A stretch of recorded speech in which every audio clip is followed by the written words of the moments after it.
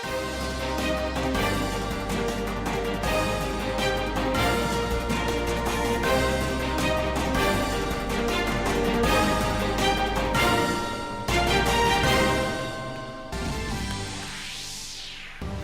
नरेंद्र मोदी ने कर्नाटक दौरे पर बेंगलुरु में केंपेगौड़ा अंतर्राष्ट्रीय हवाई अड्डे के टर्मिनल 2 का किया उद्घाटन। 5,000 करोड़ रुपए की लागत से बना टर्मिनल है अत्याधुनिक सुविधाओं से युक्त। प्रधानमंत्री नरेंद्र मोदी ने बेंगलुरु में चेन्नई मैसूर वंदे भारत एक्सप्रेस और भारत गौरव काशी यात्रा ट्रेन को दिखाई हरी झंडी। विधान सौध में संत कवि श्री कनकदास और महर्षि वाल्मीकि की प्रतिमाओं पर पुष्पांजलि की अर्पित।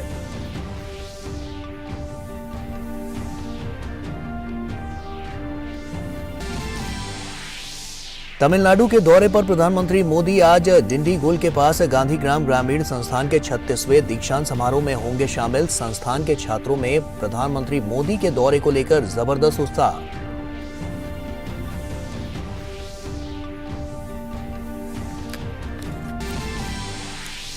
उपराष्ट्रपति जगदीप धनखड़ आसियान भारत स्मारक शिखर सम्मेलन और 17वें पूर्वी एशिया शिखर सम्मेलन में शामिल होने के लिए कंबोडिया दौरे पर।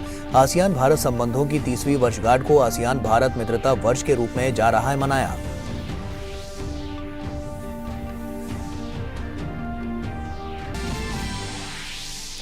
हिमाचल प्रदेश में सभी 68 विधानसभा सीटों के लिए कल होगा मतदान। 412 प्रत्याशियों की किस्मत का होगा फैसला। शांतिपूर्ण और निष्पक्ष चुनाव सुनिश्चित करने के लिए निर्वाचन आयोग पूरी तरह से तैयार।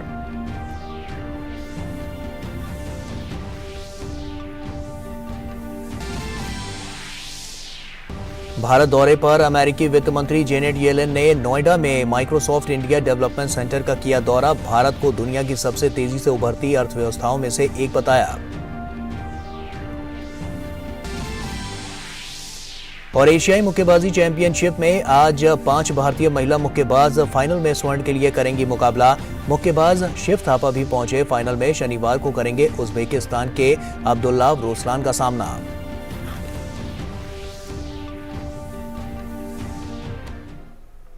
नमस्कार, आप देख रहे हैं डीडी न्यूज। आपके साथ मैं हूं गौरव श्रीवास्तव। तो चलिए बुलेटिन की शुरुआत करते हैं। प्रधानमंत्री मोदी ने बेंगलुरु में केंपेगौड़ा अंतर्राष्ट्रीय हवाई अड्डे के टर्मिनल 2 का उद्घाटन किया। टर्मिनल 2 का उसे 5,000 करोड़ रुपए की लागत से बनाया गया है। टर्मिनल के बनने से हवाई अड्डे की यात्री क्षमता 2 गुना हो गई है। अब यहां से 5 से 6 करोड़ यात्री प्रति वर्ष आवाजाही कर सकेंगे।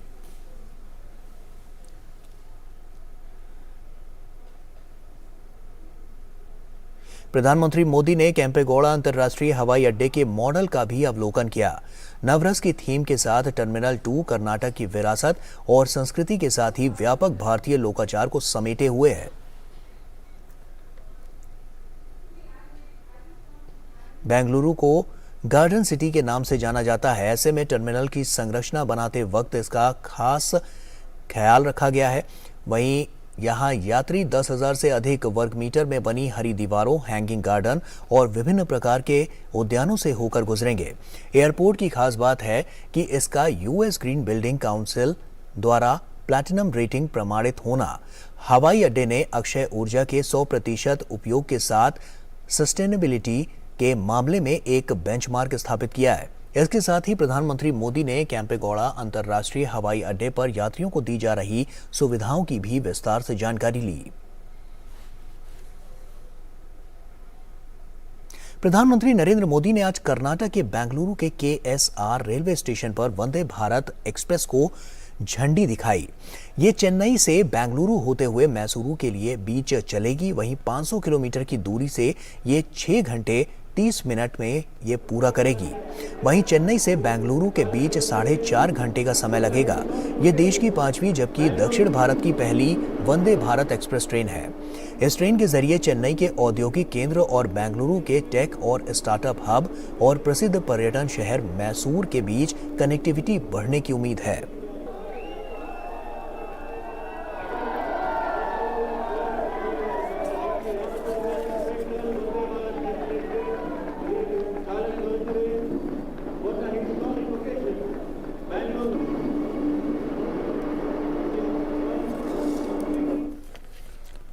और वहीं प्रधानमंत्री ने भारत गौरव काशी यात्रा ट्रेन को भी हरी झंडी दिखाई। भारत गौरव योजना के तहत इस ट्रेन को चलाने वाला कर्नाटक पहला राज्य है जिसमें कर्नाटक सरकार और रेल मंत्रालय मिलकर कर्नाटक से तीर्थयात्रियों को काशी भेजने के लिए काम कर रहे हैं। तीर्थयात्रियों को काशी, अयोध्या और प्रयागराज जाने के लिए आरामदायक प्रवास और मार्गदर्शन प्रदान किया जाएगा।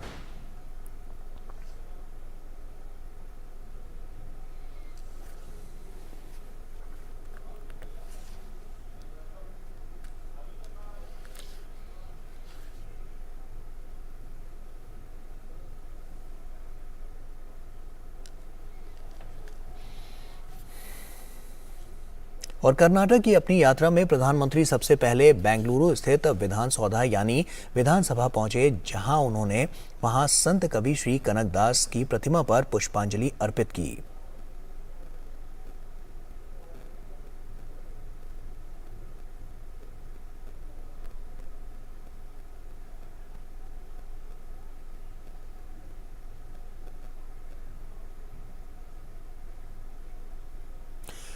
और साथ ही प्रधानमंत्री ने महर्षि वाल्मीकि की प्रतिमा पर भी पुष्पांजलि अर्पित की और विधानसौधा के बाहर लोगों ने प्रधानमंत्री मोदी का जमकर अभिनंदन किया।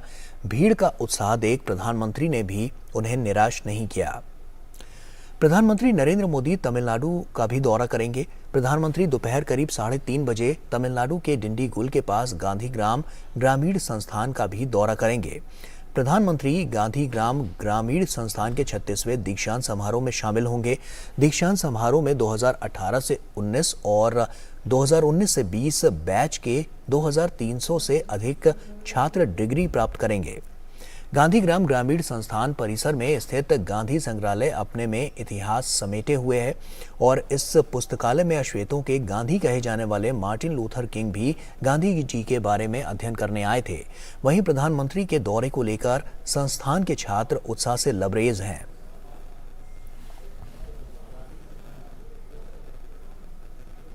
गांधीग्राम ग्रामीण संस्थान के कुलपति गुरप्रीत सिंह से हमारे संवाददाता कुमार आलोक ने खास बातचीत की।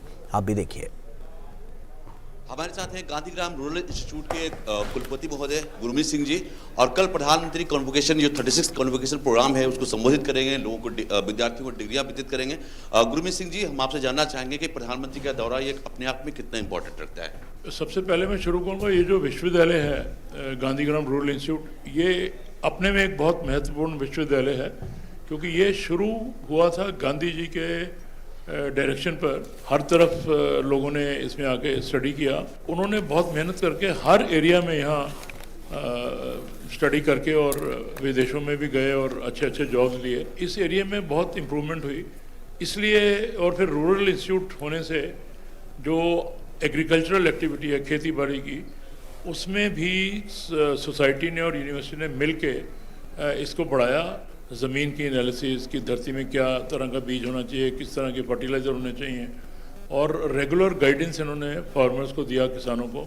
उससे इस इलाके में बहुत डेवलपमेंट हुई और जिसकी ज़रूरत थी वो फसलें यहाँ पर उगाई गई। और टोटल अगर आप देखें तो बड़ा बहुत अच्छा एक इसमें डेवलप हुआ है एग्रीकल्चर सेंटर। आपने बताया सर कॉन्वोकेशन हमारा रेगुलर प्रोग्राम है, लेकिन कोविड के चलते 2 साल नहीं हुआ। उस मायने में सर प्रधानमंत्री का दौरा कितना इंपॉर्टेंट हो जाता है, और प्रधानमंत्री का डिग्रियां लोगों को देंगे। मेरे समझ से 2300 से ऊपर आपने बताया कि 2300 से अधिक विद्यार्थियों को ये डिग्रियां प्रदान की जाएगी। देखिए, मैंने जैसा कि शुरुआत में कहा इस प्रेस कॉन्फ्रेंस में कि हमारे प्रधानमंत्री एक ऐसे प्रधानमंत्री हैं जिन्होंने भारत देश को विश्व के पटल पर ला दिया है। अब हम जो भी कहते हैं पूरा विश्व में सुनता है। पूरे विश्व में अगर भारत की स्थिति नंबर 1 पे आई है तो ये प्रधानमंत्री के कारण है। हमारे यंग माइंड्स के लिए बहुत ही मोटिवेटिंग फैक्टर होगा। उनके माइंड में एक स्पार्क आएगा कि हमें जो डायरेक्शन दी गई है, हमें विश्व शांति और विश्व के तरक्की के लिए काम करना है, और हमारे यंग माइंड उस डायरेक्शन में काम करेंगे। नॉर्थ इंडियन होते हुए आप एडमिनिस्ट्रेट कर रहे हैं साउथ इंडिया में आकर के, कितनी परेशानी या कितनी समस्याओं का सामना करना पड़ता होगा? मेरा बिलीफ है कि हमारा भारत एक देश है। हम नॉर्थ इंडिया साउथ इंडिया नहीं देखते हैं, हम देखते हैं कि हमारे को किस दिशा में कार्य करना है, और वो दिशा मेरे लिए है एक एजुकेशन को बढ़ावा देना और मुझे कोई डिफिकल्टी नहीं आई है। ये थे गुरमीत सिंह जो कुलपति हैं गांधीग्राम रूरल इंस्टीट्यूट के, और इनका साफ मानना है कि कल जो प्रधानमंत्री का दौरा होगा वो अपने आप में ऐतिहासिक होगा, और 36वां जो कॉन्वोकेशन होगा इस इंस्टीट्यूट का वो भी अपने आप में ऐतिहासिक होगा। कैमरामैन जयशंकर के साथ कुमार आलोक, डीडी न्यूज। तो प्रधानमंत्री नरेंद्र मोदी का ये दौरा काफी महत्वपूर्ण है और ऐसे में आपको बता दें कि नाथ प्रभु कैंपेगौड़ा की जो प्रतिमा है उसका भी अनावरण प्रधानमंत्री नरेंद्र मोदी ने किया है। ये तस्वीरें देखिए, तस्वीरें साफ तौर पर सब कुछ बयां कर रही है। स्टैचू ऑफ प्रॉस्पेरिटी, ये संदेश देने की कोशिश की गई है, विचार यहां से साझा किए गए हैं और ये जो तस्वीर है वो काफी अहम है। 108 फीट की कांस्य प्रतिमा का ये अनावरण किया गया है और ये तस्वीर हम आपको दिखा रहे हैं। प्रधानमंत्री का ये दौरा कई मायनों में बेहद खास है। विकास की तमाम सौगातें यहां पर देखने को मिली हैं, साथ ही साथ संस्कृति और धरोहर जो देश की रही है उसको भी किस तरह से संजोने का जो काम है वो प्रधानमंत्री नरेंद्र मोदी ने यहाँ पे किया है। तो प्रधानमंत्री ने नाथ प्रभु कैंपेगौड़ा की 108 फीट की ये कांस्य प्रतिमा है जिसका इन्होंने अनावरण किया है। स्टैचू ऑफ प्रॉस्पेरिटी इसका नाम दिया गया है। काफी बड़ा संदेश यहाँ पर देने की कोशिश की गई है और प्रधानमंत्री का ये जो दौरा है काफ़ी महत्वपूर्ण है। लगातार इस दौरे से जुड़ी तमाम जो बड़ी और महत्वपूर्ण बातें हैं वो हम सिलसिलेवार तरीके से आपके साथ साझा कर रहे हैं तस्वीरों के जरिए कि कैसे प्रधानमंत्री जब यहाँ पर पहुंचे उसके बाद लगातार जो उनके कार्यक्रम यहाँ पर आयोजित किए गए हैं उसमें प्रधानमंत्री किस तरह से शिरकत कर रहे हैं और उसके बाद अब यहाँ पर जब प्रधानमंत्री पहुंचे तो ये तस्वीर बहुत कुछ बयां कर रही है, संस्कृति को समेटे हुए है और काफ़ी कुछ यहाँ से मैसेज देने की कोशिश की जा रही है। तो काफ़ी महत्वपूर्ण ये प्रधानमंत्री नरेंद्र मोदी का दौरा और इस दौरे को लेकर दक्षिण भारत को जिस तरह से लगातार देखा गया है कि दक्षिण भारत में भी जिस तरह की संस्कृति हमेशा से नजर आई है उस संस्कृति को और कितना महान संस्कृति है और उसको और किस तरह से लोगों के बीच पहुंचाया जा सकता है, तमाम जो संदेश देने की कोशिश की गई है उसकी बानगी ये तस्वीरें साफ तौर पर बयां कर रही हैं। तो काफ़ी महत्वपूर्ण ये पूरा दौरा है प्रधानमंत्री नरेंद्र मोदी का और ये तस्वीरें हम आपको दिखा रहे हैं। ये तस्वीरें काफ़ी अहम हो जाती हैं जब प्रधानमंत्री नरेंद्र मोदी यहाँ पर पहुँचते हैं और उसके बाद जब ये अनावरण करते हैं। इस कांस्य प्रतिमा की अगर हम जो बात कर रहे हैं वो उसका अनावरण उन्होंने किया है। इसके बाद आपको बता दें कि बेंगलुरु में एक सार्वजनिक समारोह भी होगा जिसमें प्रधानमंत्री शिरकत करेंगे, लेकिन ये तस्वीर अपने आप में बहुत कुछ कहती है और इस तस्वीर को लेकर जो तमाम यहाँ पर तैयारियां थीं, जो यहाँ पर गणमान्य व्यक्ति हैं वो यहाँ पर प्रधानमंत्री नरेंद्र मोदी के स्वागत के लिए पहले से मौजूद, और जैसा कि हमने कुछ देर पहले आपको तस्वीर भी दिखाई थी जहाँ पर एक रोड शो हुआ था और रोड शो के दौरान भी प्रधानमंत्री ने किस तरह से लोगों ने जो प्रधानमंत्री का स्वागत किया, प्रधानमंत्री ने भी उनका अभिवादन स्वीकार किया। तमाम तैयारियां लगातार यहां पर देखने को मिल रही हैं प्रधानमंत्री नरेंद्र मोदी के दक्षिण भारत दौरे को लेकर। दक्षिण भारत को लेकर प्रधानमंत्री का जो संकल्प रहा है हमेशा से कि और ज़्यादा डेवलप किया जाए, इंफ्रास्ट्रक्चर को और ज़्यादा मजबूत किया जाए, अपने देश को और ज़्यादा आगे लेकर जाया जाए। तो हमने जैसा देखा है कि विश्व स्तर पर जिस तरह की टेक्नोलॉजीज़ इस्तेमाल की जा रही हैं वही टेक्नोलॉजी अब भारत में भी नज़र आ रही हैं। भारत को भी अत्याधुनिक सुविधाओं से लैस करने के लिए तमाम यहाँ पर जो प्रोजेक्ट्स हैं, तमाम जो विकास की परियोजनाएं हैं वो चलाई जा रही हैं और उसी के अंतर्गत ये दक्षिण भारत का दौरा प्रधानमंत्री का काफ़ी महत्वपूर्ण हो जाता है। तो ऐसे में प्रधानमंत्री के और भी जो कार्यक्रम हैं वो लगातार यहाँ पर आयोजित किए गए हैं। ये तस्वीर भी हम आपको दिखा रहे हैं और ये तस्वीर देखिए, अब से बस कुछ देर पहले की ये तस्वीर है जब प्रधानमंत्री यहाँ पर पहुंचे। प्रधानमंत्री नाथ प्रभु कैंपेगौड़ा की ये जो प्रतिमा है वो 108 फीट की ये कांस्य प्रतिमा है जिसका उन्होंने अनावरण किया और काफ़ी महत्वपूर्ण ये पूरा दौरा इस प्रतिमा को लेकर, इस बात को लेकर जो एक संदेश देने की कोशिश की गई है, स्टैचू ऑफ प्रॉस्पेरिटी की जो बात की गई है वो यहाँ से दिखाई गई है और ये वही स्टैचू है इस स्टैचू को बनाने वाले भी वही लोग हैं जिन्होंने स्टैचू ऑफ यूनिटी का निर्माण किया था। तो ऐसे में काफ़ी महत्वपूर्ण ये पूरी आप कांस्य की प्रतिमा इन तस्वीरों के ज़रिए हम आपको दिखाने की कोशिश कर रहे हैं। आप देख सकते हैं कि किस तरह से जो संस्कृति है और जिस तरह से संस्कृति को लेकर महान जो गणमान्य लोग हुए उन्होंने किस तरह से संस्कृति को समेटे हुआ था उसको लेकर। अब ये देखिए एक तस्वीर हम आपको ये दिखा रहे हैं। आप देखिए जब प्रधानमंत्री यहाँ पर पहुँचे कि तस्वीर किस तरह से उन्होंने यहाँ पर प्रार्थना की और हाथ भी जोड़े और लगातार प्रधानमंत्री हमेशा से देखा गया है, देखिए जल अर्पित करते हुए ये तस्वीर हम आपको दिखा रहे हैं। प्रधानमंत्री जिस तरह से जो धरोहर है, जो विरासत है हमारे देश की, हमारी परंपरा की, हमारी संस्कृति की, उसको किस तरह से संजोने का काम कर रहे हैं वो लगातार देखने को मिल रहा है। हम पूरे भारत की अगर हम बात करते हैं, एक भारत श्रेष्ठ भारत, लगातार इस बात की बानगी देखने को मिली है। प्रधानमंत्री इस पर अग्रसर होकर हमेशा से काम करते रहे हैं और इसी के जरिए संदेश देने की कोशिश की गई है कि जो भारत की महानता है, जो भारत की संस्कृति है, जो भारत का इतिहास है, उसको संजोने का काम हमेशा से प्रधानमंत्री नरेंद्र मोदी ने किया है और वही अब भी किया जा रहा है और ये तस्वीरें उसी की बानगी है।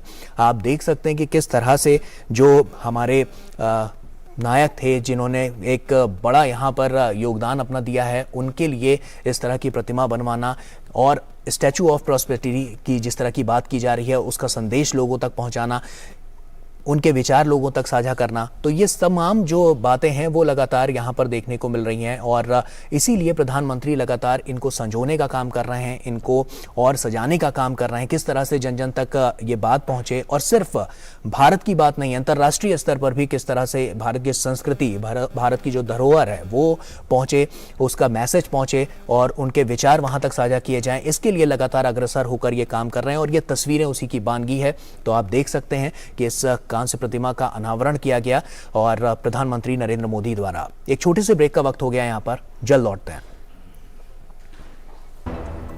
लहलहाती फसल, भरे पूरे खेत खलिहान, हर किसान का बस यही अरमान। लेकिन कभी बारिश, कभी बिजली, कभी ओला, कभी सूखा। प्रकृति का तो नहीं मगर नुकसान का उपाय है AIC से फसल बीमा। Agriculture insurance company of India limited, AIC। तो ब्रेक के बाद एक बार फिर से आप सभी का स्वागत है।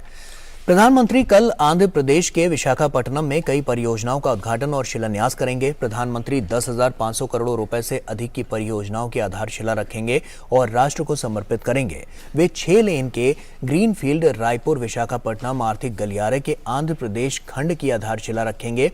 इसे 3,750 करोड़ रुपए से अधिक की लागत से बनाया जाएगा। यह आर्थिक गलियारा छत्तीसगढ़ व ओडिशा के औद्योगिक नोड से लेकर विशाखापट्टनम बंदरगाह और चेन्नई कोलकाता राष्ट्रीय राजमार्ग के बीच तेजी से संपर्क प्रदान करेगा।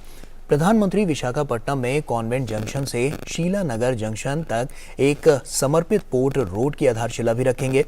प्रधानमंत्री आंध्र प्रदेश में ONGC की you field ownership deep water block परियोजना राष्ट्र को समर्पित करेंगे, जिसे 2,900 करोड़ रुपए से अधिक की लागत से विकसित किया गया है। प्रधानमंत्री करीब 450 करोड़ रुपए की लागत से बनने वाले विशाखापट्टनम रेलवे स्टेशन के पुनर्विकास की आधारशिला रखेंगे।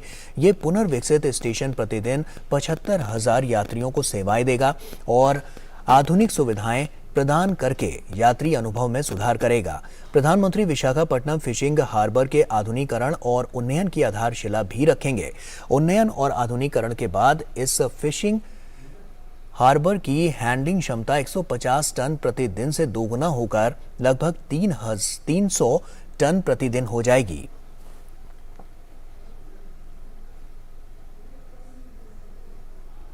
और अब बात हिमाचल प्रदेश की कर लेते हैं। हिमाचल की सभी 68 विधानसभा सीटों पर एक चरण में कल वोट डाले जाएंगे। शांतिपूर्ण और निष्पक्ष चुनाव सुनिश्चित करने के लिए निर्वाचन आयोग भी पूरी तरह से तैयार है। हिमाचल में 55,92,828 मतदाता नई सरकार को चुनेंगे। अब की बार युवाओं के हाथों में नेताओं की किस्मत की चाबी रहेगी।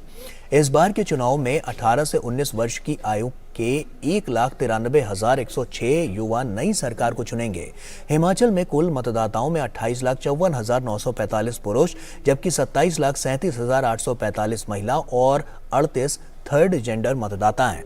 वहीं 80 वर्ष से अधिक आयु वर्ग के 1,21,409 वरिष्ठ मतदाता हैं, जबकि 56,501 दिव्यांग मतदाता हैं। ये मतदाता अब की बार 412 प्रत्याशियों को चुनेंगे। इन प्रत्याशियों में 24 महिला जबकि 388 पुरुष उम्मीदवार हैं। प्रदेश में प्रत्याशियों की संख्या को देखें तो मंडी जिले के जोगिंद्रनगर विधानसभा क्षेत्र से सबसे अधिक 11 प्रत्याशी, जबकि सबसे कम प्रत्याशियों की श्रेणी में जिला चंबा का चुरहा विधानसभा क्षेत्र, लाहौल स्पीति और मंडी जिले का द्रंग विधानसभा क्षेत्र शामिल है, जहां मात्र 3-3 प्रत्याशी चुनावी मैदान में हैं। भारतीय जनता पार्टी, भारतीय राष्ट्रीय कांग्रेस प्रदेश की सभी 68 विधानसभा क्षेत्रों पर चुनाव लड़ रही है, जबकि आम आदमी पार्टी ने 67 सीटों पर अपने उम्मीदवार चुनावी मैदान में उतारे हैं।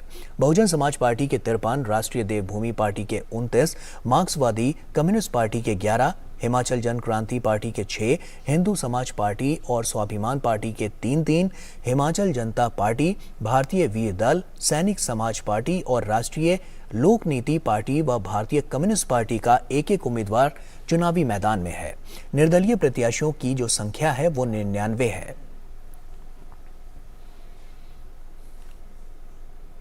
और जम्मू कश्मीर की बात करें तो जम्मू कश्मीर में शोपियां के कापरेन इलाके में आज सुबह से मुठभेड़ जारी है, जिसमें जैश-ए-मोहम्मद का एक आतंकवादी मारा गया है, जिसकी पहचान कामरान भाई उर्फ हनीस के रूप में हुई है। कामरान गुलगाम शोपिया इलाके में सक्रिय था। पुलिस और सुरक्षा बल मौके पर मौजूद हैं और तलाशी का जो अभियान है वो जारी है। इस इलाके में कितने आतंकी फंसे हुए हैं इसकी जानकारी अभी नहीं मिली है। फिलहाल सुरक्षा बलों ने इलाके में घेराबंदी कर दी है।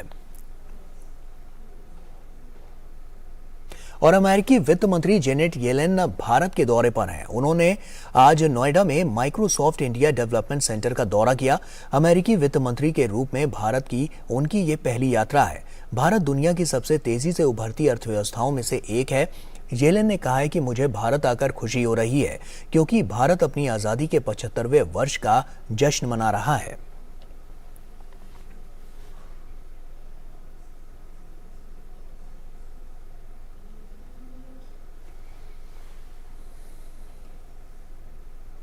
America's indispensable partners, and the dynamism that I felt at Microsoft today and in Delhi more broadly is a testament to the talent of the Indian people and the और राष्ट्रपति द्रौपदी मुर्मू ओडिशा के दौरे पर हैं। अपने दौरे के दौरान राष्ट्रपति आज भुवनेश्वर में विभिन्न स्कूलों का दौरा कर रही हैं। राष्ट्रपति खंडगिरी स्थित तपोवन स्कूल में एक कार्यक्रम में शामिल हुई। इस दौरान उन्होंने स्कूल के बच्चों के साथ संवाद भी किया। इस दौरान केंद्रीय शिक्षा मंत्री धर्मेंद्र प्रधान भी मौजूद रहे। और इस अवसर पर केंद्रीय मंत्री धर्मेंद्र प्रधान ने कहा कि राष्ट्रपति के पद पर होने के बावजूद वे बच्चों से मिलने आई, ये बड़ी बात है। राज्य की बहुत पुरानी जनजाति बच्चों का स्कूल है। राष्ट्रपति जी यहाँ कई बार आई है, जब वो छात्री थी, जब वो प्रोफेशन में थी तब आई है, उनको बहुत अच्छा लगा। स्वाभाविक बच्चों की इतने बड़े व्यक्ति होने के बाद बच्चों को मिलने आए, ये बहुत बड़ी बात। राष्ट्रपति द्रौपदी मुर्मू ने खंडगिरी स्थित तपोवन स्कूल के बच्चों के साथ संवाद किया। स्कूल की शिक्षिका सुनीता ने कहा कि राष्ट्रपति ने बच्चों के सवालों के जवाब दिए। उन्होंने घुल मिलकर बच्चों के साथ संवाद किया, जो हमें और बच्चों को प्रेरणा देगा। हम लोग बच्चों के साथ यहाँ पर उनकी देखभाल करने के लिए थे। हम लोग 6 शिक्षक यहाँ पर थे और बच्चों को हम लोगों ने प्रिपेयर किया था पहले से प्रोटोकॉल के हिसाब से। सारे बच्चे उनसे सवाल पूछ सके, लेकिन समय के अभाव के अनुसार 2 ही बच्चे सवाल पूछ सके। लेकिन उन दोनों बच्चों के सवाल का उन्होंने इतने अच्छे तरह से जवाब दिया और उनकी तरफ से उन्होंने बच्चों के साथ इतने खुल मिलकर उन्होंने मिले। और ये मेरे बच्चों को ये प्रेरणा देगा कि कैसे एक भारत के वो इतने बड़े पद पे रहने के बाद भी वो हमारे साधारण जनता के हिसाब से, एक आम नागरिक के हिसाब से वो लोग हमारे साथ इतने खुशी से वो मिले। और ये हमारे बच्चों को भी और हम लोगों को भी बहुत अच्छा लगा। और वहीं राष्ट्रपति द्रौपदी मुर्मू से सवाल पूछने वाले बच्चों के साथ खास बातचीत की हमारे संवाददाता रजनीश त्रिपाठी ने। देखिए। बहुत अच्छा लगा और पहली बार मैं किसी राष्ट्रपति से मिल रहा हूँ।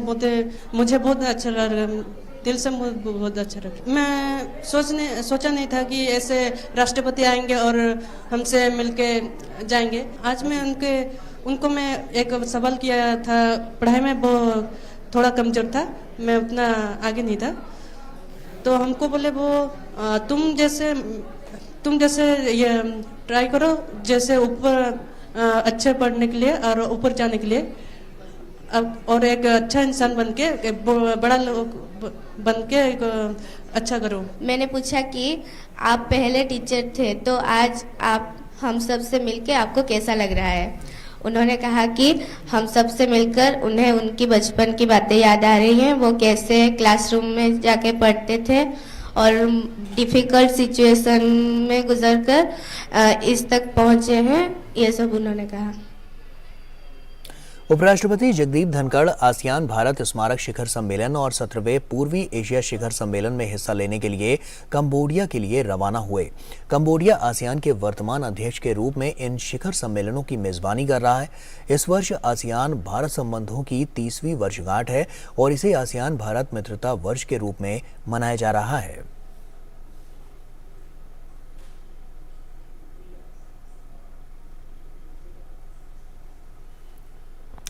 प्रधानमंत्री नरेंद्र मोदी ने ट्विटर के माध्यम से मौलाना अबुल कलाम आज़ाद को उनकी जयंती पर श्रद्धांजलि दी। उन्होंने अपने ट्वीट संदेश में कहा, मौलाना आज़ाद का बौद्धिक कौशल हमें हमेशा प्रेरित करता रहेगा। उन्होंने कई प्रमुख हस्तियों के साथ मिलकर काम किया है, हमारे स्वतंत्रता आंदोलन में सबसे आगे रहे।